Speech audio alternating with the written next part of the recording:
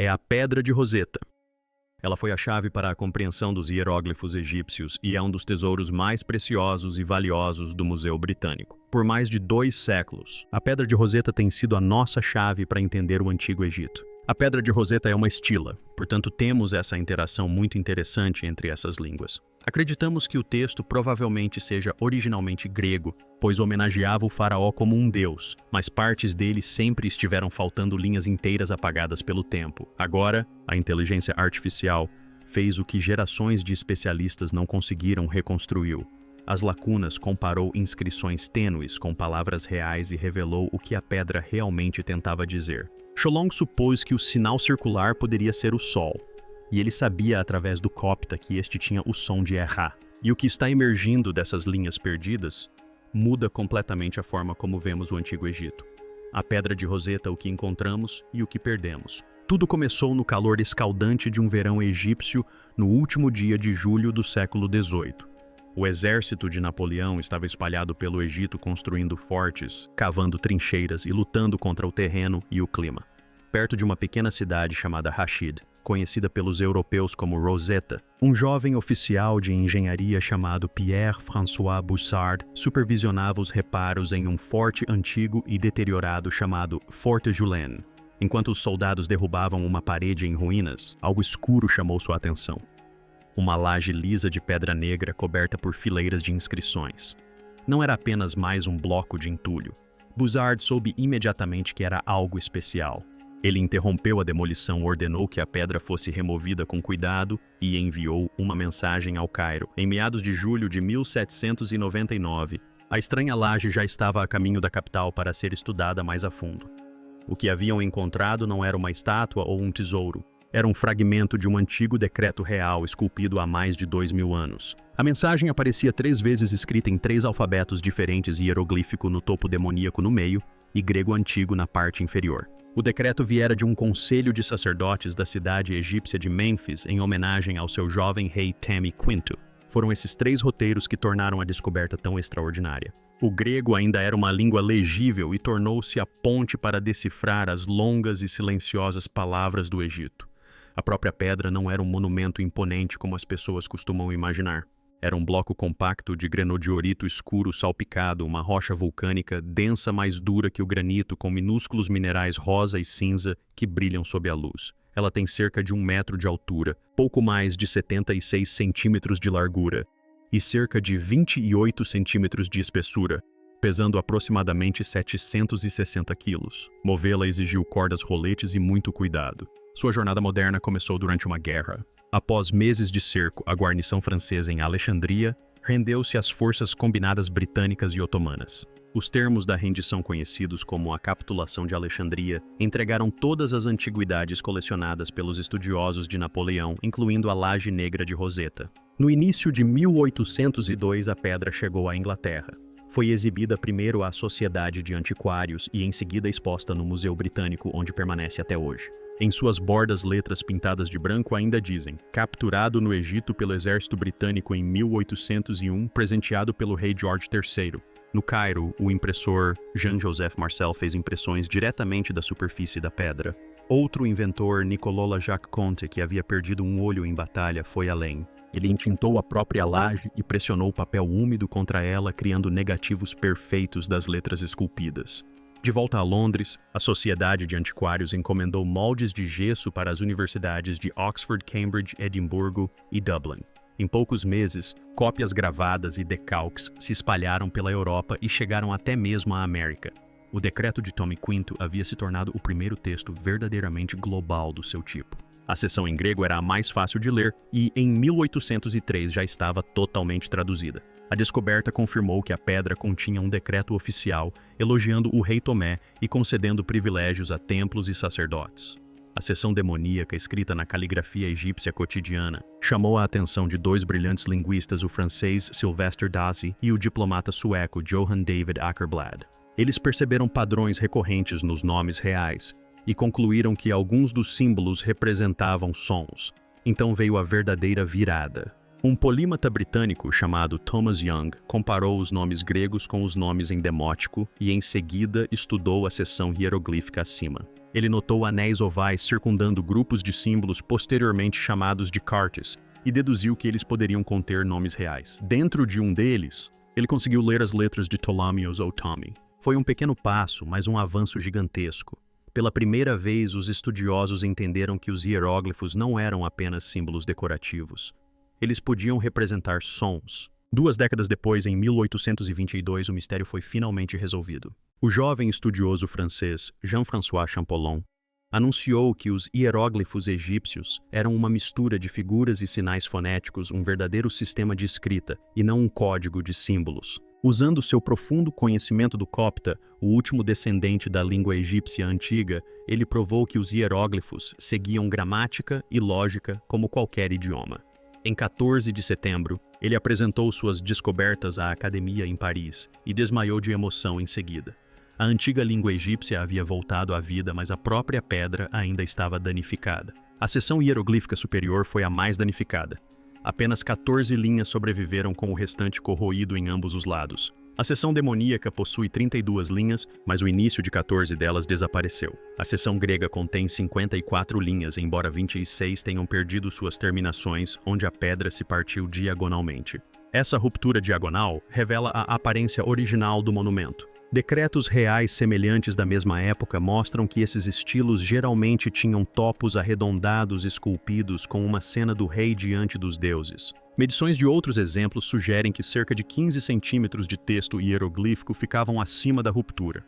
Essa parte superior desaparecida nunca foi encontrada. O que resta é apenas cerca de 2/3 do monumento original. Felizmente, o decreto em si não era único.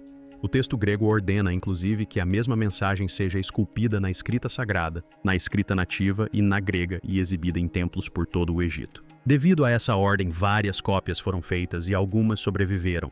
Arqueólogos descobriram diversas dessas duplicatas. Um estilete de calcário de Nubra preservou seções que faltavam no fragmento de Roseta. Outras 2 cópias foram esculpidas nas paredes do templo de Feli, perto da fronteira sul do Egito. Outras apareceram em Spinus Elephantine e Necratus. Essas versões não são idênticas. Cada uma foi ligeiramente adaptada à sua região. Algumas versões acrescentam o nome da rainha após seu casamento com o rei. Outras enfatizam diferentes vitórias, como a reconquista dos ladrões no sul ou a defesa de Leópolis no norte. Nenhuma delas contradiz a versão de Roseta. Elas simplesmente refletem o orgulho político local. Para os estudiosos modernos, essas diferenças são inestimáveis quando uma cópia termina.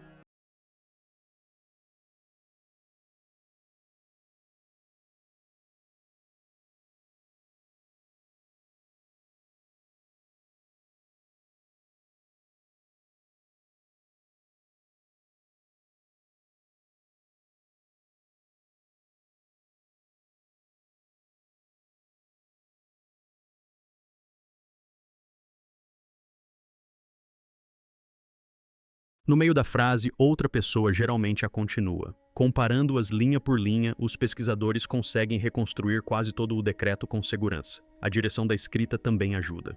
As linhas demoníacas são lidas da direita para a esquerda. A escrita grega é lida da esquerda para a direita. E os hieróglifos dispostos em pequenos grupos de figuras também são lidos da direita para a esquerda. Depois de entender a direção da escrita, as partes que faltam fazem todo o sentido. E como as 3 versões transmitiam a mesma mensagem, muitas vezes era possível recuperar o que a outra havia perdido. Mesmo assim, algumas partes ainda estão faltando. E é aí que a IA entra em cena. Usando técnicas avançadas de imagem, os pesquisadores conseguem escanear a superfície da pedra com extrema precisão, detectando inscrições tênues invisíveis a olho nu. Esses escaneamentos criam mapas digitais que mostram até os sulcos mais superficiais. Modelos de aprendizado de máquina treinados com milhares de exemplos de hieróglifos podem então comparar os padrões e sugerir o que poderia ter preenchido as lacunas. O processo não inventa nada, ele simplesmente encontra padrões correspondentes. A IA analisa as áreas danificadas, compara-as com as seções preservadas e com outras cópias do decreto e prevê quais eram os símbolos provavelmente ausentes. A mensagem em si nunca foi um mistério. O decreto elogia Tomivi por sua generosidade, reduzindo impostos, doando terras para templos, libertando prisioneiros e encomendando estátuas dos deuses. Instrui que o decreto seja exibido em 3 escritas diferentes e colocado em todos os principais templos, para que todos de sacerdotes a escribas e oficiais gregos pudessem lê-lo. A Pedra de Roseta foi outrora a ponte que ajudou a humanidade a redescobrir a língua perdida do Egito. Agora é a ponte entre a descoberta humana e a inteligência artificial que está desvendando os últimos símbolos apagados pelo tempo.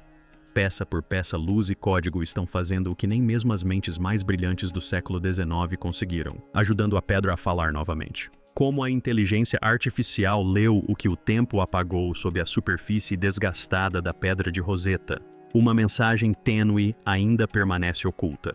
Uma voz de mais de 2000 anos atrás enterrada sob arranhões lascas e a ação lenta do tempo. Para trazer essa voz de volta, os cientistas não começaram traduzindo. Começaram observando com ferramentas capazes de ver o que o olho humano não consegue. O primeiro passo foi a luz. A equipe por trás do que hoje é chamado de Projeto Pedra de Roseta Digital começou fotografando toda a superfície repetidas vezes, cada vez de um ângulo diferente e com a luz incidindo de uma direção diferente. Cada pequena mudança na iluminação faz com que um sulco projete uma sombra ou uma saliência brilhe. Ao combinar todas essas fotos, obtém-se um mapa de altura, uma espécie de imagem tridimensional que registra cada elevação e depressão na superfície da pedra. Isso transforma a laje em uma paisagem digital. É possível incliná-la, dar zoom e mover a luz sobre ela, revelando detalhes menores que um grão de areia. Lugares que antes pareciam lisos de repente ganham vida com minúsculas gravuras. Mas a forma por si só nem sempre basta. A Pedra de Roseta já foi pintada, e embora a cor tenha desbotado há muito tempo, vestígios de pigmento permanecem no interior dos sulcos. Para capturá-los, os pesquisadores usaram imagens hiperespectrais, um tipo de fotografia que vai muito além da cor comum. Em vez de apenas vermelho, verde e azul, as câmeras hiperespectrais captam centenas de tonalidades de luz, incluindo aquelas invisíveis aos olhos humanos. Sob certos comprimentos de onda, minerais, pigmentos e até mesmo marcas de ferramentas antigas brilham de maneiras diferentes. O que parece vazio sob luz normal pode, de repente, revelar o fantasma de um sinal desaparecido. Ao sobrepor essas cores invisíveis, os conservadores conseguiram trazer à luz detalhes ocultos. Ainda assim, luz e cor são apenas metade da batalha. O próximo passo foi ensinar os computadores a ler as formas esculpidas naquela pedra. A escrita do Antigo Egito não segue linhas retas e organizadas como os textos modernos. Os símbolos se agrupam sobrepondo-se e empilhando-se. Pássaros pousados sobre pães, serpentes enroladas ao lado de... Para um computador, esse caos é apenas um labirinto de linhas. Então, pesquisadores treinaram um modelo de inteligência artificial para encontrar e delinear cada símbolo individualmente. Eles começaram com milhares de fotos mostrando falcões, olhos, serpentes e outros símbolos egípcios, ensinando ao sistema a aparência de cada um.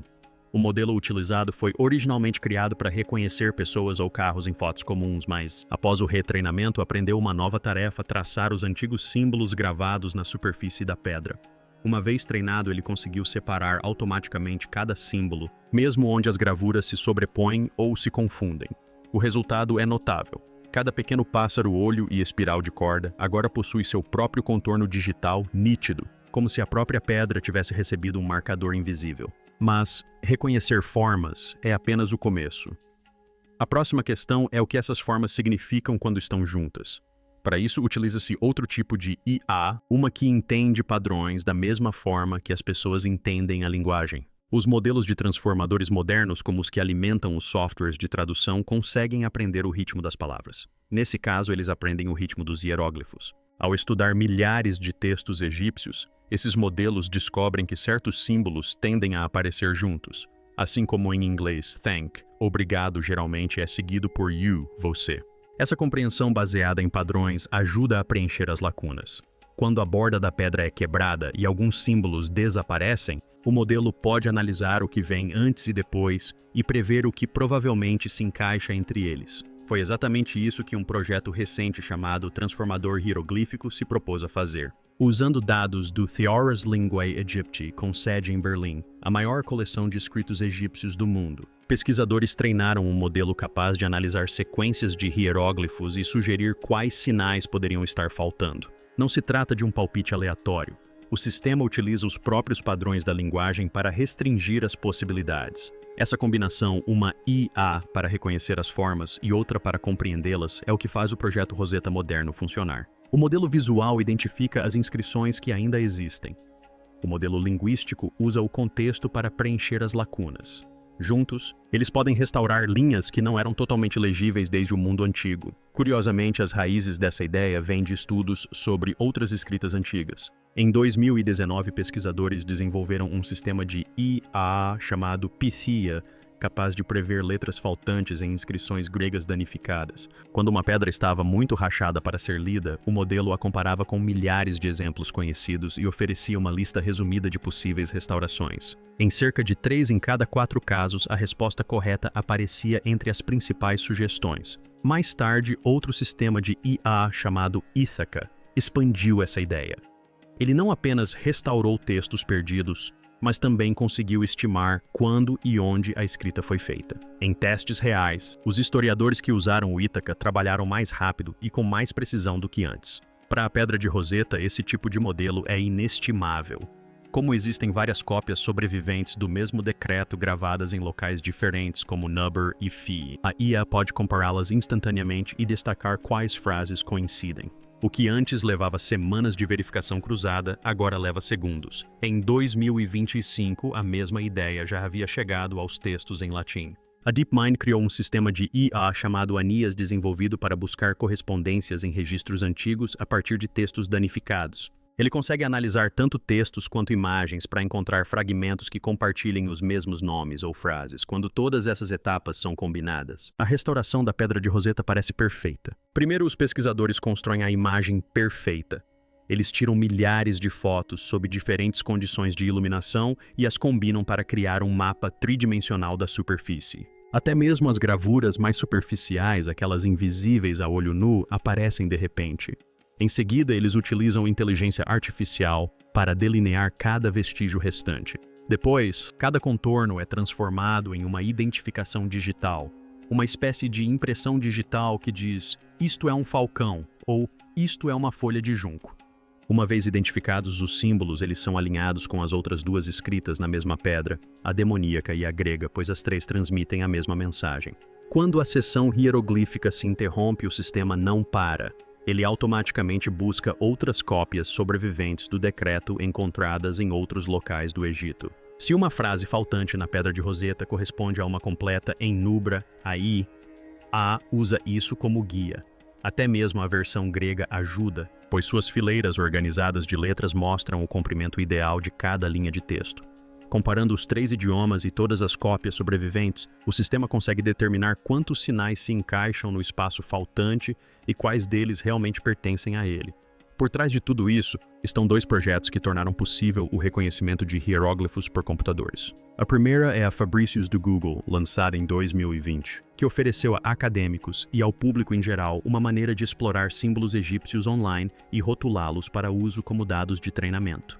A segunda é a iniciativa de hieróglifos da Ubisoft, criada em parceria com egiptólogos para coletar milhares de imagens de hieróglifos rotuladas manualmente. Juntos, esses esforços forneceram à IA a base necessária para aprender a verdadeira aparência de cada sinal.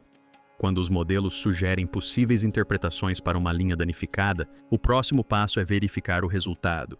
É aí que entram os excelentes dicionários e bancos de dados egípcios. O dicionário de sinônimos, Linguae Aegypti, permite que pesquisadores busquem todas as ocorrências conhecidas de uma palavra ao longo de 3.000 anos de escrita egípcia. O Dicionário Demoníaco de Chicago, construído ao longo de décadas, explica como cada palavra era usada no direito, no comércio e na religião. Essas referências atuam como árbitros. Se uma sugestão de IA violar a gramática egípcia ou usar uma palavra que não existe em nenhum outro lugar, ela é rejeitada. Se corresponder a uma frase conhecida de outra cópia do decreto, ela é aprovada. Uma das principais vantagens dessas ferramentas de IA é a transparência. Eles não simplesmente fornecem uma resposta, mostram como chegaram a ela. Sistemas como Ítaca e Anias listam todas as fontes que compararam, todas as frases correspondentes que encontraram e até mesmo o grau de confiança em cada sugestão. Isso significa que qualquer estudioso pode refazer a lógica e decidir se concorda. Claro, a tecnologia tem limites. A IA não pode inventar inscrições que nunca existiram. E os especialistas tomam cuidado para evitar o que chamam de forçar a correspondência ou fazer a pedra dizer o que o computador prevê. A evidência física sempre vem em primeiro lugar. Se o mapa tridimensional mostrar um sulco que não corresponde à escolha do modelo, o sulco prevalece. Se uma palavra proposta ocupar mais espaço do que a pedra permite, ela está errada. Agora que essas linhas perdidas reapareceram, resta uma pergunta: o que elas realmente dizem? Essas palavras restauradas mudam a forma como entendemos o decreto. Os sacerdotes que o escreveram ou o jovem rei que eles elogiaram, a verdadeira mensagem por trás da Pedra de Roseta. Quando as linhas perdidas da Pedra de Roseta foram finalmente recuperadas, algo incrível aconteceu. A laje se transformou em uma história viva sobre como o Antigo Egito realmente funcionava. Era política, dinheiro e pessoas. Há mais de 2000 anos, o Egito era uma terra que lutava para se manter unida após anos de caos. Tomivi ocupava o trono e as figuras mais poderosas do país não eram soldados ou governadores, eram sacerdotes. Eles administravam os templos, controlavam as terras e falavam em nome dos deuses. Se o rei quisesse paz, precisava deles ao seu lado. Era disso que se tratava o Decreto de Roseta. Uma vez restauradas as linhas perdidas, o texto se assemelha a um pacto escrito em pedra, uma promessa em troca de lealdade. O rei concedia favores e os sacerdotes retribuíam com louvores esculpidos nas paredes. O decreto listava dinheiro, cortes de impostos, grãos e perdão. Também descrevia o que os sacerdotes fariam em troca: orações diárias, grandes festivais e um ciclo de cerimônias que faziam o rei parecer o escolhido dos deuses. O texto grego oferece o resumo mais claro. Diz que o rei havia reduzido alguns impostos e abolido outros completamente para facilitar a vida tanto dos soldados quanto dos agricultores. Também confirma que os templos manteriam sua própria renda, suas terras, seus vinhedos, sua prata e seus grãos, a salvo do controle do governo. Até mesmo a taxa de imposto dos sacerdotes foi congelada para que nunca mais aumentasse. Pode parecer contabilidade tediosa, mas no Egito isso era questão de sobrevivência. O decreto também nos fala de compaixão. Diz que o rei libertou prisioneiros que haviam sido encarcerados injustamente e pôs fim ao trabalho forçado que muitas vezes separava famílias. Ele chegou a enviar suprimentos e presentes para cuidar dos animais sagrados do Egito, especialmente os touros sagrados, que eram considerados manifestações vivas dos deuses. Até mesmo o próprio Nilo se tornou parte dessa história. A seção em grego menciona que no 8º ano do reinado o rio transbordou muito além do esperado. Em vez de um desastre, o rei transformou a situação em uma vitória, ordenando que o excesso de água fosse retido para os agricultores. Para o povo egípcio, esse gesto foi significativo. O Nilo era sua fonte de vida. Pouca água significava fome, muita água significava ruína. Ao registrar esse ato em um decreto público, todos os agricultores do delta ao deserto ficaram sabendo que o palácio se importava e que os deuses o aprovavam. Em troca, os sacerdotes prometeram novos festivais para celebrar seu aniversário e coroação, oferendas diárias diante de sua estátua e cânticos em louvor ao seu nome em todos os templos. Cada cântico e cada ritual lembrava ao povo quem era seu salvador. Não era apenas fé, era uma boa propaganda. E o decreto não ficou restrito a um só lugar. Ordenava que cópias fossem esculpidas em todos os templos. E foi exatamente isso que aconteceu no Alto Egito. As cópias do sul elogiavam a reconquista dos ladrões pelo rei após anos de rebelião no delta. As do norte celebravam sua vitória em Lucopululis. Cópias posteriores chegaram a acrescentar novos detalhes, como o nome de Cleópatra I após seu casamento com o rei. O texto finalizado também esclarece um dos maiores mistérios. Qual versão veio primeiro? A maioria das evidências agora sugere que a versão demoníaca com a escrita egípcia rápida e cotidiana foi o rascunho original. Ela soa mais natural, como um documento governamental. A tradução para o grego é desajeitada ou às vezes estranha, como se tivesse sido escrita posteriormente. Uma frase sobre a construção de um santuário para o rei flui suavemente e de forma demoníaca, mas tropeça em grego. Mesmo a seção hieroglífica escrita no estilo sagrado do templo omite alguns sinais esclarecedores. O mesmo desequilíbrio se manifesta na forma como os impostos são descritos. O texto grego usa termos burocráticos formais à linguagem do direito. O texto demoníaco diz a mesma coisa, mas no tom de um funcionário local redigindo um contrato. Quando as linhas faltantes são restauradas, ambos os painéis se movem quase palavra por palavra em conjunto. Isso finalmente acaba com o antigo mito de que as partes egípcias eram apenas cerimoniais. Não eram. Elas tinham o mesmo peso legal, apenas escritas na língua que os egípcios realmente usavam. Restaurar as linhas também corrige a cronologia. O decreto é datado do 9º ano do reinado do rei e está ligado a festivais e aniversários. A localização do decreto também é importante. Não foi emitido na capital real de Alexandria. mas em Mênfis, o antigo coração do Egito, onde os reis eram coroados e os poderosos sacerdotes de Patá detinham o poder. Essa escolha foi estratégica. Mênfis era o ponto de convergência entre religião política e história. Obrigado por assistir. Agora confira os vídeos que aparecerão na tela para mais histórias inacreditáveis.